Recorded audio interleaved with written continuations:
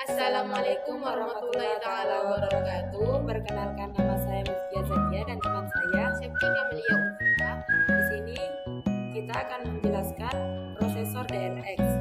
Prosesor DLX ini merupakan materi dari mata kuliah kita, yaitu Arsitektur dan organisasi.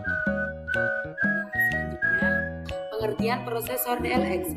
Prosesor DLX adalah sebuah model arsitektur prosesor berbasis RISC (Reduced Instruction Set Computer) yang dikembangkan oleh John L. Hersey pada akhir tahun 1980-an. DLX bukan prosesor yang digunakan di dunia nyata, melainkan dirancang khusus untuk tujuan edukasi, agar mahasiswa dan peneliti bisa mempelajari cara kerja arsitektur komputer secara sederhana namun cukup mendalam. DLX tidak digunakan di industri atau perangkat keras komersial, tapi desain dan konsepnya sangat berpengaruh dalam pengembangan prosesor modern dan pemahaman akademik tentang sistem komputer. Sejarah prosesor DLX. Prosesor DLX dikembangkan oleh John L. Hersey, seorang ilmuwan komputer dari Stanford University yang juga dikenal sebagai pionir dalam pengembangan arsitektur. DLX diperkenalkan pada akhir 1980-an bersamaan dengan berkembangnya konsep RISC yang menekankan kesederhanaannya dan efisiensi dalam desain instruksi prosesor. Tujuan utamanya dibuatnya DLX adalah sebagai model edukatif untuk mengajarkan arsitektur komputer, menyediakan contoh prosesor RISC sederhana yang mudah dianalisis dan disimulasikan, menjadi alat bantu dalam buku tes arsitektur komputer, terutama buku legendaris Komputer Arsitektur Quantitative Approach oleh Hersey and Peterson. Selanjutnya ada karakteristik utama. Yang pertama yaitu arsitektur RISC dengan 32 byte. Yang kedua ada 32 register general purpose. Yang ketiga ada instruksi panjang tetap 32 bit, format instruksi R-type, E-type, juga G-type. Yang kelima ada pipeline 5 tahap, yaitu ada IF, ID, X, MEM, dan WB. Yang keenam ada load atau store arsitektur, atau bisa disebut juga akses memori hanya lewat LW atau SW.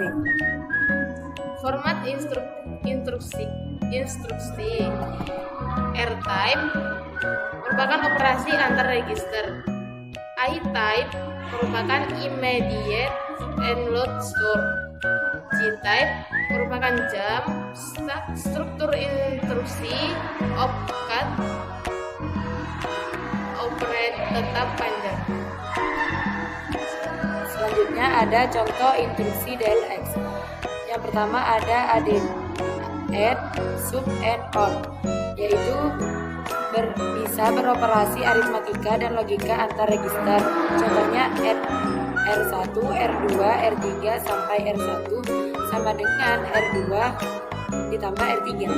Yang kedua ada LW, SW, load word atau store word, yakni LW bisa juga LW itu load, mengambil data dari memori ke register SW, sedangkan SW itu adalah store yang berfungsi menyimpan data dari register ke memori.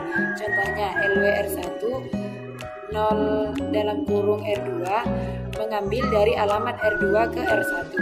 Yang ketiga ada BQ atau BNE dan jam, atau bisa disebut dengan branch dan control flow.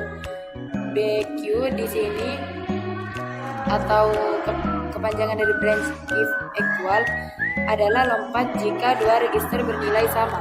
Yang kedua ada BNA atau branch if not equal, itu adalah lompat jika berbeda.